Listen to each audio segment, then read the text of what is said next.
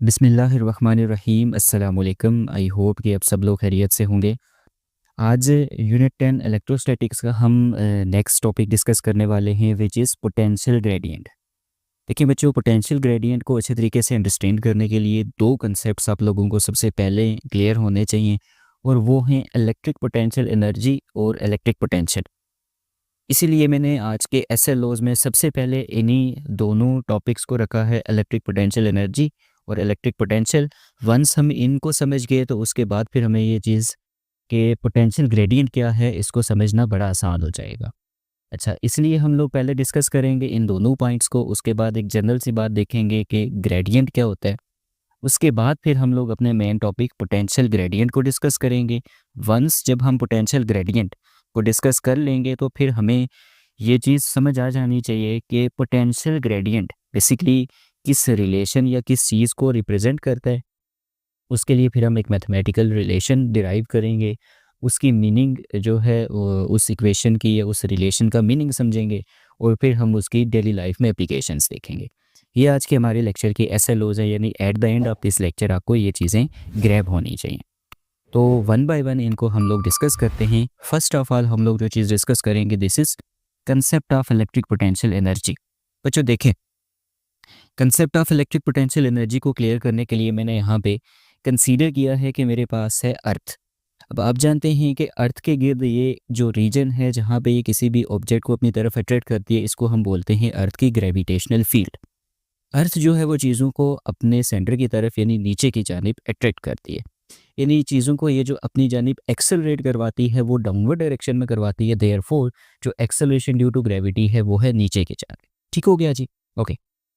अर्थ की सरफेस के ऊपर यहाँ पे ये पड़ा हुआ है एक मैस एन।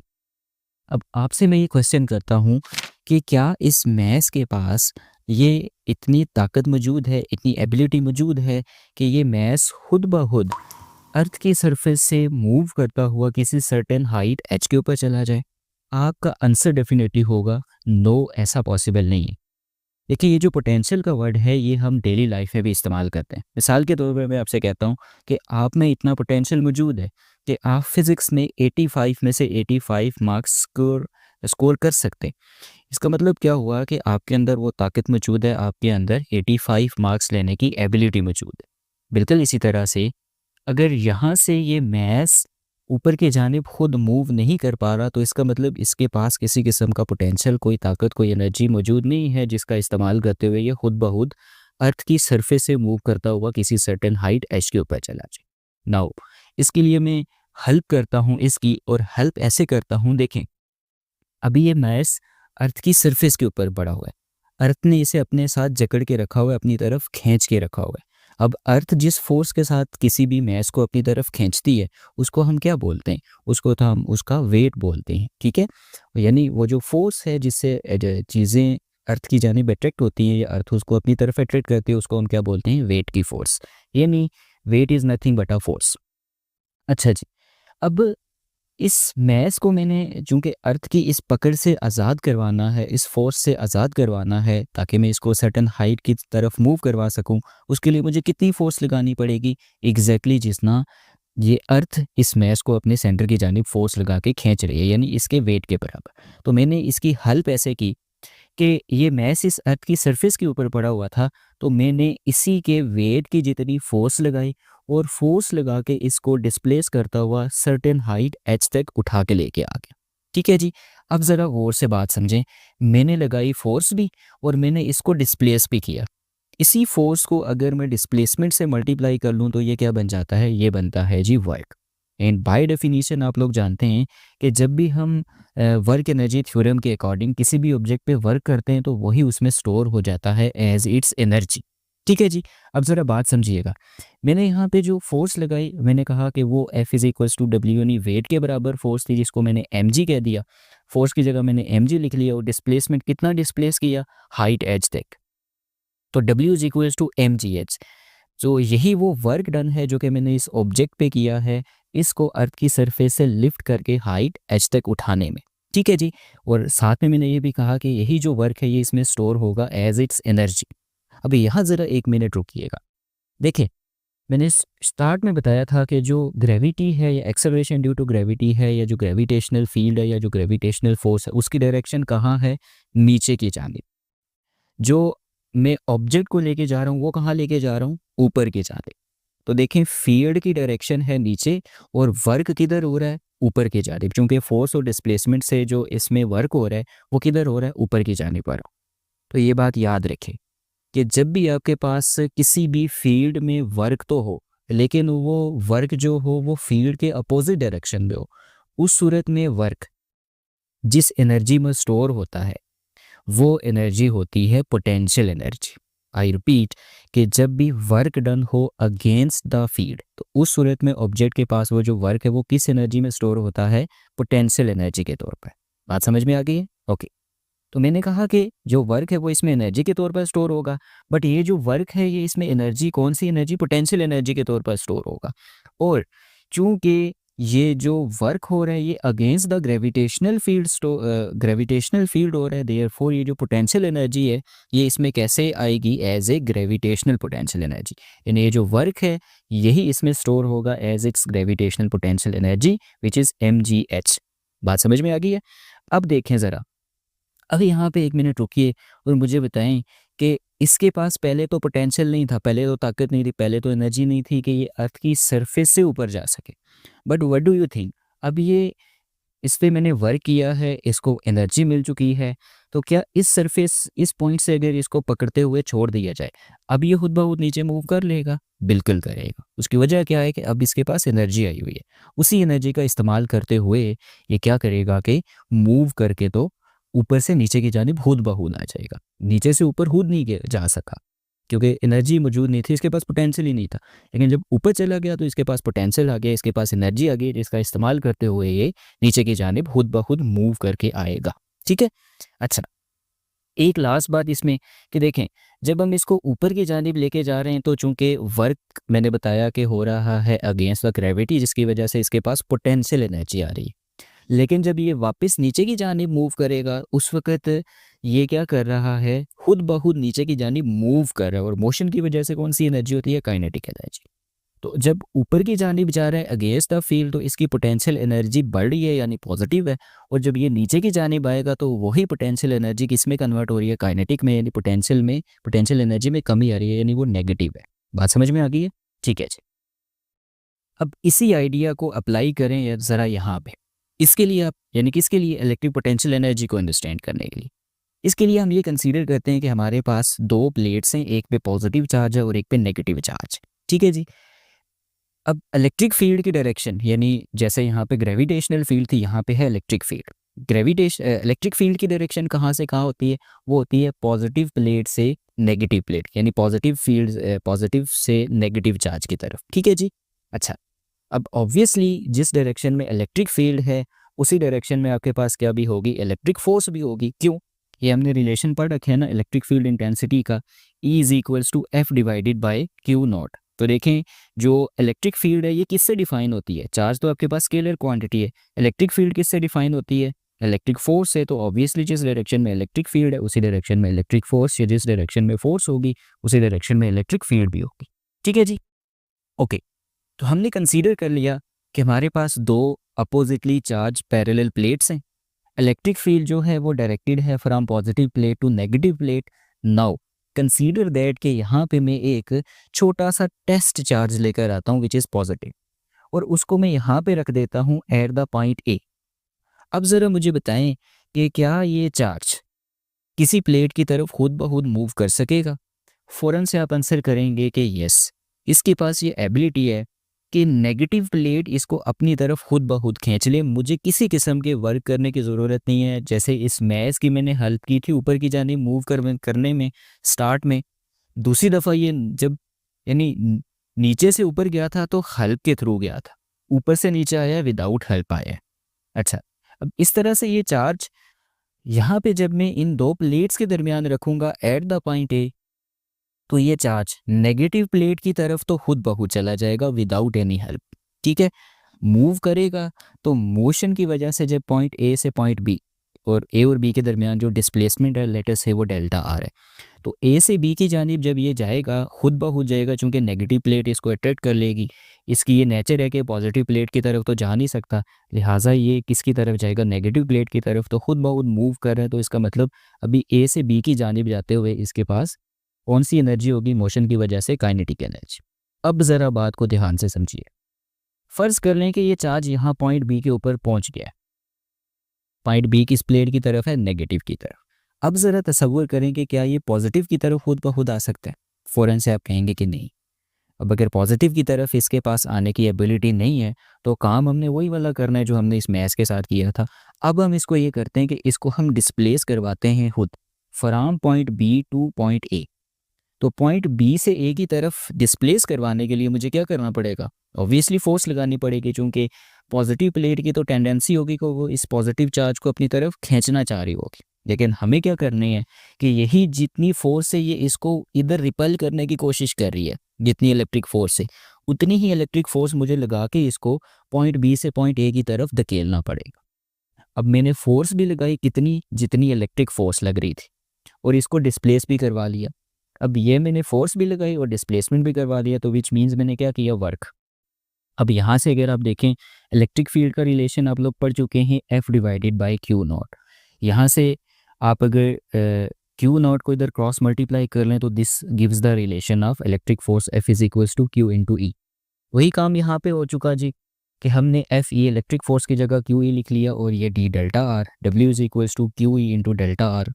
यही वर्क हमारे पास एनर्जी में कन्वर्ट हुआ। अब ज़रा गौर करें कि इलेक्ट्रिक फील्ड की जो डायरेक्शन थी वो थी इधर की जानिब, लेकिन वर्क डन किधर हुआ, वो हुआ इधर की जानिब। अब वर्क किधर हुआ, अगेंस्ट द फील्ड हुआ, लिहाजा इसमें आएगी अगेन कौन सी एनर्जी, पोटेंशियल एनर्जी। लेकिन चूंकि ये वर्क हुआ है इलेक्ट्रिक फील्ड में, therefore it will gain the electric potential energy, यानी यही जो वर्क हुआ ये इसमें स्टोर होगा एज इलेक्ट्रिक पोटेंशियल एनर्जी, जिसको हम यू से भी रिप्रेजेंट करते हैं। ठीक है, अगर हम ग्रेविटेशन में स्पेशली पढ़ रहे हैं, जैसे आप चैप्टर नंबर 4 में पढ़ते हैं, सॉरी 5 में, तो वहाँ पे भी हम पोटेंशियल एनर्जी को अल्टीमेटली यू से ही करते हैं। ठीक है, तो हमारे पास ये आ गया जी electric potential energy Q E into delta R. बात समझ में आ गई यहाँ तक कि what is electric potential energy, के किसी भी चार्ज पार्टिकल को अगेंस्ट द फील्ड एक पॉइंट से दूसरे पॉइंट तक मूव करवाने में जितनी एनर्जी या जितना वर्क करना पड़ेगा, वही उस वर्क स्टोर होगा as its electric potential energy. अब ज़्यादा डिटेल में इसलिए नहीं जा रहा कि चैप्टर नंबर 11 में फर्स्ट टॉपिक जो इलेक्ट्रिक पोटेंशियल, उसमें ये सारी चीज़ें हमने वापस दोबारा से पढ़नी है। लेकिन यहाँ पे चूंकि पोटेंशियल ग्रेडियंट को समझने के लिए थोड़ी सी भी सीनरिंग यहाँ से मैं बोलूँगा कि टेक्स्ट बुक वाले से हुई है, कि अगर वो ये कर लेता कि पोटेंशियल ग्रेडियंट वाले टॉपिक से पहले जो चैप्टर 11 का टॉपिक है इलेक्ट्रिक पोटेंशियल, वो अगर डाल देता तो ये ज़्यादा बेहतर था इस तरह से, या अगर इस टॉपिक को उसके बाद रख लिया जाता तो ये ज़्यादा बेहतर। बहरहाल परेशानी वाली कोई बात नहीं है, यहाँ तक तो बात आप समझ गए ना। ओके, अब ज़रा बात को वो से समझिएगा। यहाँ पे भी मैथ्स की बात कर लूँ या यहाँ पे चार्ज, चूँकि हम स्पेशली इलेक्ट्रोस्टैटिक्स यानी चार्जेस की बात कर रहे हैं, लिहाजा अब ग्रेविटी वाली जो एग्जांपल थी ये जस्ट आइडिया क्लियर करने के लिए थी। ठीक है, अब आपने ज़्यादा फोकस कम्प्लीटली इधर रखना है। अब देखें, क्या चार्ज के पास पॉइंट बी के ऊपर ये एबिलिटी मौजूद थी कि वो खुद ब खुद बी से ए की जानिब मूव कर सके? नहीं। हमने क्या किया कि हमने इसको वर्क किया, इसके ऊपर वर्क किया, जिसकी वजह से इसमें ये एबिलिटी आई कि वो बी से ए की जानिब मूव करता हुआ आया। हाँ, अब अगर वापस ए से बी की जानिब मूव करना है तो ये खुद ब खुद कर लेगा। ठीक है, तो इलेक्ट्रिक फील्ड ने बेसिकली क्या किया, इलेक्ट्रिक फील्ड ने इस चार्ज के पास, ये जो पॉइंट बी के ऊपर मौजूद था, जब हमने इसको ए से बी की जानिब डिस्प्लेस करवा लिया, तो जब ये पॉइंट बी के ऊपर पहुंच गया लेटर से यहाँ पे, अब इस चार्ज के पास ये एबिलिटी मौजूद नहीं थी कि ये बी से ए की जानिब खुद ब खुद मूव कर सके। तो इस इलेक्ट्रिक फील्ड ने इस चार्ज को एक एनर्जी दी, पोटेंशियल एनर्जी दी। यही जो किसी भी कोई भी फील्ड किसी भी चीज़ को जो एनर्जी देती है ना, उसी को हम उस फील्ड का क्या बोलते हैं, पोटेंशियल। देखिए ना, मैंने आपको स्टार्ट में बोला था कि किसी भी चीज़ के पास ताकत का आना, पोटेंशियल का आना, एनर्जी का आना, जिससे वो क्या कर सके, कोई काम कर सके। अब यानी यही जो इलेक्ट्रिक पोटेंशियल एनर्जी प्रोवाइड की किसने, इस इलेक्ट्रिक फील्ड ने इस चार्ज को टू मूव, जब ये मूव कर रहा था पॉइंट बी से ए की जानिब, इसी को हम इस इलेक्ट्रिक फील्ड का क्या बोलते हैं, इलेक्ट्रिक पोटेंशियल, जिसको हम किससे रिप्रेजेंट करते हैं, वी से रिप्रेजेंट करते हैं। बात समझ में आई है?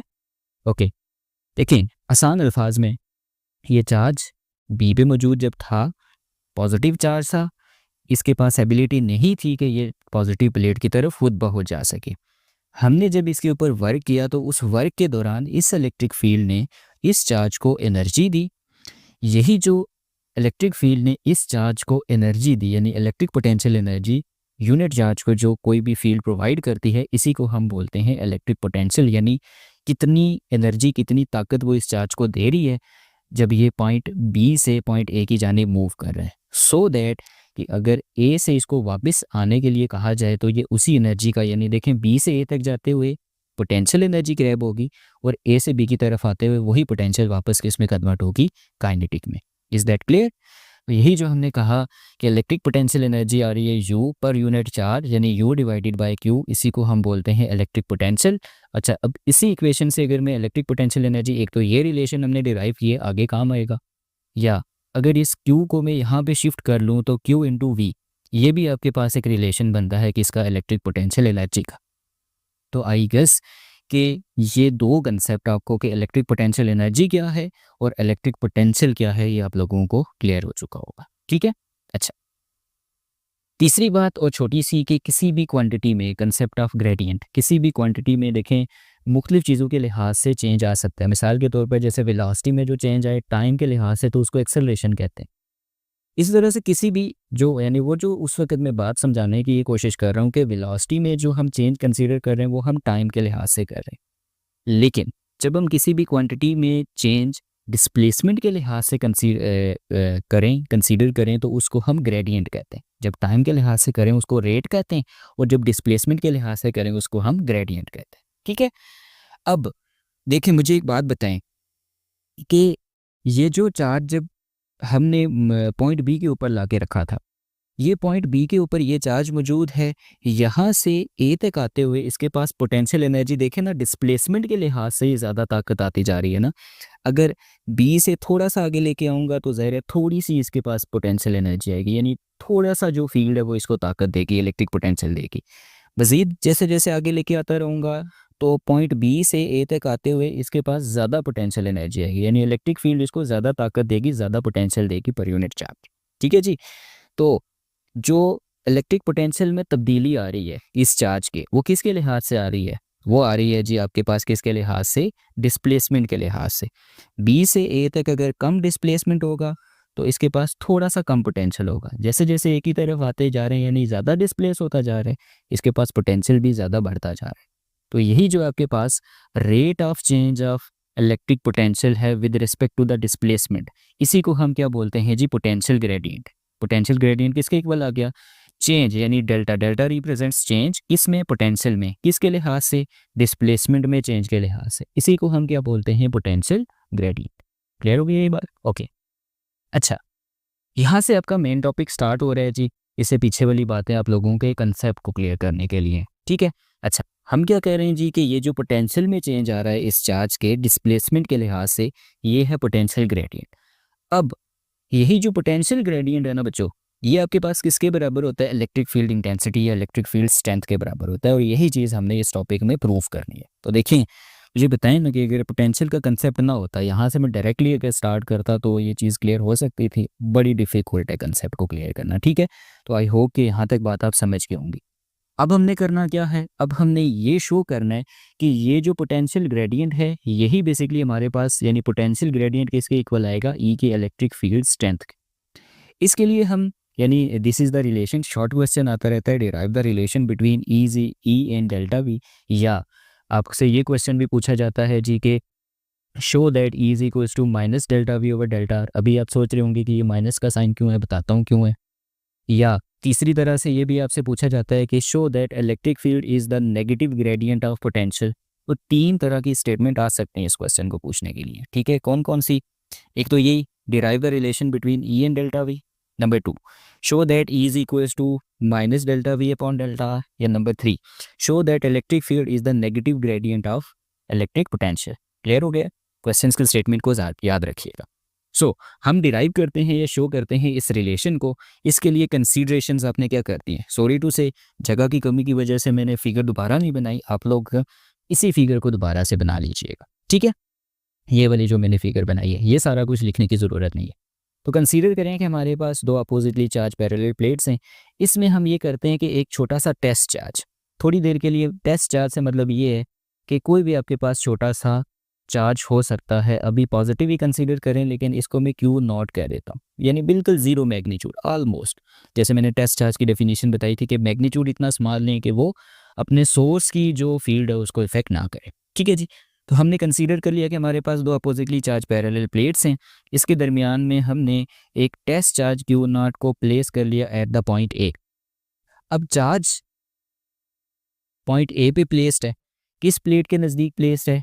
पॉजिटिव प्लेट के। अब पॉजिटिव प्लेट क्या करेगी? इस पे एक फोर्स लगाएगी। फोर्स लगा के, चूंकि ये चार्ज ए से बी की जानिब बहुत जा सकता है। कैसे जाएगा? चूंकि जो इलेक्ट्रिक फोर्स है वो पॉजिटिव प्लेट से नेगेटिव प्लेट की तरफ लगेगी, तो आपके पास जो चार्ज है वो मूव करता हुआ ए से बी की तरफ जाएगा, खुद ब खुद जाएगा। अभी ये मूव कर रहा है तो इसके पास कौन सी एनर्जी है? अभी ये मूव कर रहा है तो इसके पास काइनेटिक एनर्जी है। स्टार्ट में जो हम इसको बी से ए की तरफ लेकर आ गए थे ना, कौन सी एनर्जी थी इसके पास? पोटेंशियल। अब ये ए से बी की तरफ उसी पोटेंशियल एनर्जी को यूज़ करते हुए जा रहा है, तो मुझे बताएं ना, ए से बी की तरफ जाते हुए कौन सी एनर्जी कम होगी? यस, ए से बी की तरफ जाते हुए चूंकि काइनेटिक गेन हो रही है तो पोटेंशियल में क्या आएगी? कमी आएगी। ठीक है, ये चीज़ हमने लिख ली कि we consider a test charge which is moved through a small displacement delta R from point A to B by definition of Y. यहाँ से आगे कंसीडरेशन के बाद अगर इस पॉइंट के ऊपर एग्जैक्टली, ठीक है, आपने क्या हेडिंग लगा देनी है? डेरिवेशन। डेरिवेशन लिख दें या प्रूफ लिख दें। तो देखें आपने क्या किया, इलेक्ट्रिक फोर्स, अब इलेक्ट्रिक फील्ड क्या कर रही है? इसको ए से बी की तरफ डिस्प्लेस करवा रही है, खुद ब खुद। डिस्प्लेस करवाने के लिए वो क्या कर रही है? ऑब्वियसली इस पर फोर्स भी लगा रही है और इसको डिस्प्लेस भी करवा रही है। Force acting on a charge multiply by ये जो डिस्प्लेसमेंट मूव हो रहा है, इलेक्ट्रिक फोर्स एफ लग रही है, डिस्प्लेसमेंट डेल्टा आर मूव हो रहा है। एफ जो है वो हमारे पास इलेक्ट्रिक फोर्स है जो कि क्यू नॉट इंटू ई के बराबर होगी, पहले बता चुका हूँ। तो वर्क आपके पास किसके इक्वल आ जाएगी? फोर्स की जगह क्यू नॉट इंटू ई लिख दिया, डेल्टा आर अपनी जगह पे। बाय वर्क एनर्जी थ्योरम हम जानते हैं कि यही जो वर्क है ये आपके पास इसमें स्टोर हो जाएगी as its electric potential energy, यानी जो इलेक्ट्रिक पोटेंशियल एनर्जी है वो इक्वल हो जाएगी Q naught E into delta are के। बात समझ में आ रही है ना? ये सिंपल डेरिवेशन यानी जस्ट वैल्यूज़ की सब्स्टिट्यूशन है। ओके, असल बात ये है, चूंकि चार्ज मूव कर रहा है ए से बी की जानिब, तो देयरफॉर आपके पास जो इलेक्ट्रिक पोटेंशियल एनर्जी है ये डिक्रीज होगी। यही चीज़ अगर मैं बी से ए की जानिब करता तो ये क्या होती? इंक्रीज होती। बात समझ में आ गई है? ओके, इलेक्ट्रिक पोटेंशियल एनर्जी क्या हो जाएगी? डिक्रीज। सिंपल, आपने इस रिलेशन के साथ माइनस का साइन लिख दिया, तो अब समझ आया ये माइनस का साइन क्यों आ रहा था। ओके, इसका मीनिंग भी है बड़ा मीनिंगफुल। देखें तो सिंस हमारे पास इलेक्ट्रिक पोटेंशियल एनर्जी किसके इक्वल होती है, ये वाला रिलेशन देखें, यू किसके बराबर है? क्यू इंटू वी के। यहाँ पे हमारे पास है क्यू नॉट, क्यू के बजाय सिंपल क्या है? क्यू नॉट, और पोटेंशियल में हम देख रहे हैं चेंज डेल्टा वी। तो हमने करना क्या है, इस इलेक्ट्रिक पोटेंशियल एनर्जी की जगह ये वाला रिलेशन इस्तेमाल कर देना है, Q naught into delta V, और ये minus Q naught E into delta R ये अपनी जगह पे मौजूद है। क्यू नॉट से क्यू नॉट कैंसिल हो जाएगा, बचा क्या? इधर बचा delta V is equals to minus E delta R, which implies that इस डेल्टा आर को इस साइड आके डिवाइड कर लेता हूँ, तो delta V over delta R is equals to minus ई, या अब E is equals to minus, यानी लेफ्ट हैंड साइड को राइट, राइट को लेफ्ट हैंड साइड बना के E is equals to minus delta V upon delta R लिख सकते हैं। दिस इज़ द रिलेशन जो कि आपके पास इलेक्ट्रिक फील्ड और पोटेंशियल के दरमियान है। ठीक है जी, यही रिलेशन हमने शो करना था। अब सिंपल रिलेशन तो हमने शो कर लिया है, इस रिलेशन का मतलब क्या है, इस इक्वेशन की लैंग्वेज क्या है, ये आपको क्या मैसेज देना चाह रही है? पहला मैसेज देखिए, मुझे बताएं, जैसे मैंने आपको स्टार्ट में बताया था, देखें पोटेंशियल कौन सी डायरेक्शन में बढ़ेगा? बी से ए की जानिब आते हुए या ए से बी की जानिब आते हुए? ऑब्वियसली आप कहेंगे कि सर चूंकि इसकी potential energy against the field, यानी बी से ए की जानिब आते हुए बढ़ेगी, तो पोटेंशियल इस डायरेक्शन में बढ़ेगा। पोटेंशियल के बढ़ने की डायरेक्शन है ये, समझ आ रही है? तो इलेक्ट्रिक फील्ड किस डायरेक्शन में है? वो तो इस डायरेक्शन में। इसका मतलब जिस डायरेक्शन में पोटेंशियल बढ़ता है, इलेक्ट्रिक फील्ड उसके अपोजिट डायरेक्शन में होती है। आप ये कह सकते हैं कि जो चेंज इन पोटेंशियल है, यानी पोटेंशियल ग्रेडियंट किसके इक्वल है? पहली बात कि ये जो delta V over delta are है ये किसके बराबर था? मैंने जैसे यहाँ पे आपको बताया था कि ये जो पोटेंशियल ग्रेडियंट है ये क्वांटिटी के इक्वल आएगा, विच इज़ इक्वल्स टू ई। तो पहला साइन क्या है जी? पहला इस इक्वेशन का मीनिंग कि potential gradient is equal to the strength of electric field, या electric field is equal to negative gradient of potential, बात एक ही है। नंबर 2 जो बात यहाँ पे कर रहा था कि नेगेटिव साइन ये बता रहा है कि पोटेंशियल इंक्रीज होता है किस डायरेक्शन में, opposite direction to the electric field. या आप इसको उल्टा भी कह सकते हैं कि इलेक्ट्रिक फील्ड इंक्रीज होती है in the opposite direction to the electric potential. तो ये पोटेंशियल जो है वो इस डायरेक्शन में इंक्रीज हो रहा है, इलेक्ट्रिक फील्ड इस डायरेक्शन में, दोनों एक दूसरे के अपोजिट डायरेक्शन में है। ये नेगेटिव साइन इस चीज़ का रिप्रेजेंटेशन है कि जिस डायरेक्शन में पोटेंशियल इंक्रीज होता है, इलेक्ट्रिक फील्ड उस डायरेक्शन में डिक्रीज होती है और वाइस वर्सा। समझ आ गई बात? यहीं से अगर हम बात करें तो जो हमारे पास पोटेंशियल है इसको मेजर करने के लिए हम यूनिट इस्तेमाल करते हैं वोल्ट्स, चूँकि डिटेल आपके पास यूनिट 11 में मौजूद है तो वहीं पे देखेंगे। बहरहाल तो इस इक्वेशन से एक तो आपने यहाँ पे देखी थी ना, इलेक्ट्रिक फील्ड इंटेंसिटी की यूनिट इज इक्वल्स टू क्या देखी थी, एफ न्यूटन पर कूलम। अब यहाँ से अगर आप इसकी यूनिट देखें तो वो क्या है, वोल्ट पर मीटर। क्या है जी इसकी यूनिट, वोल्ट पर मीटर। तो देखें ये भी यूनिट आपने याद रखनी है, ठीक है जी।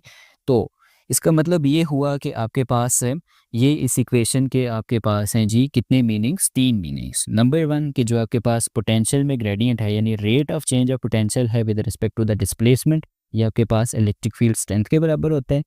नेगेटिव साइन ये रिप्रेजेंट करता है कि जिस डायरेक्शन में पोटेंशियल इंक्रीज होगा उसी के अपोजिट डायरेक्शन में इलेक्ट्रिक फील्ड मौजूद होगी, या जिस डायरेक्शन में इलेक्ट्रिक फील्ड इंक्रीज होगी उसी के अपोजिट डायरेक्शन में पोटेंशियल इंक्रीज हो रहा होगा। और इस इक्वेशन से आपको ये भी पता चलता है कि जहाँ पे आप इलेक्ट्रिक फील्ड इंटेंसिटी को न्यूटन पर कूलम में मेजर कर सकते हैं, वहीं पे इसको आप वोल्ट पर मीटर में भी मेजर कर सकते हैं।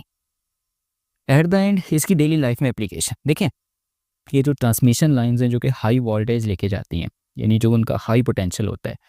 अब चूँकि पोटेंशियल का डिस्प्लेसमेंट के लिहाज से देखें तो इलेक्ट्रिक फील्ड का इंक्रीज होना, तो मेकिंग ऑफ इलेक्ट्रिक केबल में इस पोटेंशियल का या पोटेंशियल के ग्रेडियंट का ख्याल रखा जाता है कि जिस दरमियान से जो मेन आपकी कॉपर वायर गुजर रही है जिसमें से करंट गुजरना है, उसके बाहर वो जो इंसुलेशन लगानी है, कहाँ तक बाहर जो है वो इसके पोटेंशियल का इफेक्ट रहेगा। ठीक है, मैं मिसाल से समझाता हूँ। जैसे मान लें ये आपके पास है वायर जिसमें से करंट ने गुजरना है, अब ये वायर इसके मैं इंसुलेशन चढ़ा रहा हूँ, तो देखिए ना यहाँ से पोटेंशियल जो है वो इस तार में से करंट गुजरेगा, करंट की वजह से यानी जो फील्ड गुजरेगी इलेक्ट्रिक फील्ड उसकी वजह से होगा इसका पोटेंशियल। तो कहाँ तक उसका पोटेंशियल बाहर जो है वो इफ़ेक्ट कर सकता है। अगर इंसुलेशन फिर इसी चीज़ को देख के तो इसके बाहर जो है वो लपेटी जाती है। जो हाई वोल्टेज या ट्रांसमिशन लाइन है उसके बाहर की इंसुलेशन ज़्यादा होगी। जो कम लाइन होती हैं यानी जो नॉर्मली यूज़ होती हैं, आपने देखा होगा लाइक जैसे हैंड फ्री की तार होती है, ये छोटी छोटी जो केबल्स होती हैं उनमें इंसुलेशन कम, चूँकि उनमें से करंट वगैरह, जैसे चार्जर की तार है इसके बाहर इंसुलेशन कम होती है चूँकि 2-3 वोल्ट चल रहे होते हैं, लेकिन जहाँ से हज़ार वोल्ट्स गुजर रहे होते हैं उनके ऊपर इंसुलेशन ज़्यादा चढ़ाई जाती है। ठीक है, सो दैट कि आपके पास जो पोटेंशियल है उस जनी जो पोटेंशियल ग्रेडियंट है विद रिस्पेक्ट टू डिस्टेंस, ये केबल और इससे बाहर ये जो इंसुलेशन तक का डिस्टेंस है, यहाँ तक पोटेंशियल का ग्रेडियंट कितना होगा, इस चीज़ को मद्देनज़र रखते हुए जो है वो इन इलेक्ट्रिक केबल्स को बनाया जाता है। This is the daily life example of this equation is equals to delta V upon delta R. तो होप्स हो कि ये सारी बातें आप लोगों को समझ आ गई होंगी। मैं 1 मिनट में आपको क्विक रिवीजन करवाता हूँ कि concept of electric potential energy ये था कि जब भी कोई charge against the field move करेगा इलेक्ट्रिक फील्ड, तो उसके पास जो एनर्जी आएगी उसको हम बोलेंगे इलेक्ट्रिक पोटेंशियल एनर्जी, और ये एनर्जी उसके ऊपर वर्क डन करने से आती है। ठीक है, यहाँ पे हमने अगर पॉजिटिव चार्ज कंसीडर किया था, हम नेगेटिव भी कर सकते हैं। उस सूरत में नेगेटिव पे कैसे आएगी, ए से बी की तरफ मूव करते हुए। ठीक है, अच्छा, यही जो इलेक्ट्रिक फील्ड किसी भी चार्ज को बेसिकली पोटेंशियल प्रोवाइड करती है अपनी फील्ड में मोशन के लिए, उसी को वही electric potential energy per unit charge हमारे पास कहलाता है इलेक्ट्रिक पोटेंशियल। किसी भी क्वांटिटी में जब डिस्प्लेसमेंट के लिहाज से चेंज आती है तो उसको हम बोलते हैं ग्रेडियंट, और यही जो आपके पास पोटेंशियल में चेंज आती है with respect to the displacement, इसी को हम बोलते हैं पोटेंशियल ग्रेडियंट। यानी बी से ए की जानिब जाते हुए चूंकि आपके पास पोटेंशियल एनर्जी इंक्रीज होती है, तो देयरफॉर इसका जो इलेक्ट्रिक पोटेंशियल है वो भी इंक्रीज करता रहेगा आहिस्ता आहिस्ता डिस्प्लेसमेंट के लिहाज से। जैसे जैसे आप बी से ए की जानिब जाते रहेंगे आपका डिस्प्लेसमेंट बढ़ता रहेगा। यही जो आपके पास पोटेंशियल ग्रेडियंट है ये आपके पास इलेक्ट्रिक फील्ड स्ट्रेंथ को रिप्रेजेंट करता है, जिसके लिए हमने कंसीडर किया कि हमारे पास 2 अपोजिटली चार्ज प्लेट्स मौजूद हैं। इसमें हमने एक पॉइंट ए के ऊपर एक चार्ज रख लिया, ये चार्ज ए से बी की जानिब खुद ब खुद मूव करके गया और इसको भी मूव करवाया इलेक्ट्रिक फील्ड ने with the application of electric force and bye covering a displacement delta are. Force को हमने Q इंटू ई और डेल्टा आर से रिप्रेजेंट कर लिया। यही वर्क हमने कहा कि इसमें इलेक्ट्रिक पोटेंशियल एनर्जी के तौर पर स्टोर होगा। चूँकि ए से बी तक ये चार्ज खुद ब खुद इसको इलेक्ट्रिक फील्ड मूव करवा रही है, लिहाजा इस वक्त इसके पास काइनेटिक एनर्जी मौजूद होगी। इसकी काइनेटिक बढ़ेगी चूँकि ये मूव कर रहा है और पोटेंशियल में कमी आएगी। जबकि बी से ए की जानिब आते हुए फिर वापस इसकी पोटेंशियल एनर्जी बढ़ेगी। तो चूँकि ए से बी की जानिब चार्ज आ रहा है तो पोटेंशियल एनर्जी में कमी आ रही है, देयरफॉर यहाँ पे नेगेटिव का साइन आएगा। हम जानते हैं bye definition of electric potential, जो हमारे पास इलेक्ट्रिक पोटेंशियल एनर्जी है ये Q इंटू वी यानी चार्ज और पोटेंशियल के प्रोडक्ट के बराबर होती है। यहाँ पे Q not into delta we, electric potential energy की जगह हमने चार्ज और पोटेंशियल में चेंज का प्रोडक्ट ले लिया। दूसरी साइड पे हमारे पास एक इक्वेशन थी, इसको रीअरेंज किया तो हमारे पास आ गई is equals to minus delta V over delta R, यानी कि electric field is the negative gradient of potential. इस इक्वेशन के दो मीनिंग थे, एक कि ये पोटेंशियल में ग्रेडियंट पोटेंशियल ग्रेडियंट जो है वो आपके पास या इलेक्ट्रिक पोटेंशियल ग्रेडियंट आपके पास इलेक्ट्रिक फील्ड के बराबर होता है। जिस डायरेक्शन में इलेक्ट्रिक फील्ड जारी होती है उसके अपोजिट डायरेक्शन में पोटेंशियल बढ़ता है। यहीं से आपके पास जो इलेक्ट्रिक फील्ड है उसकी यूनिट निकल आती है वोल्ट पर मीटर, और इसको हम इलेक्ट्रिक केबल्स की कंस्ट्रक्शन में या उनकी मेकिंग में इस्तेमाल करते हैं।